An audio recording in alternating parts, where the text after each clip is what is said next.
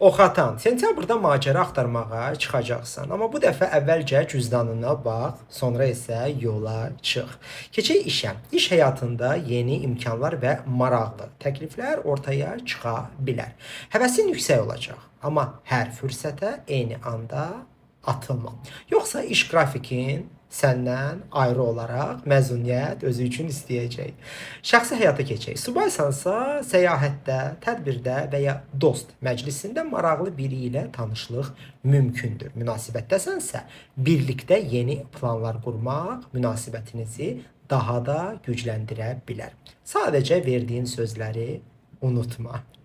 Pul məsələsi. Pul qazanmaq üçün şanslar sentyabrda var. Amma bir dəfə yaşayırıq deyib hər şeyi xərcləmə. Gələcəkdə özünə təşəkkür etmək üçün bu ay, yəni sentyabrda biraz qənaət et. Tövsiyə ondan ibarətdir ki, enerjini doğru istiqamətə yönəlt. Hər yola çıxmaq lazım deyil. Səni məqsədinə aparan yolu seç. Yekunda da deyə bilərəm ki, oxatan. Sentyabrın şüarı sırf sənin üçün budur. Macəra gözəldir, amma ağıllı plan daha gözəldir. Bəyəndinsə paylaş və növbəti bürc proqnozunu qaçırma.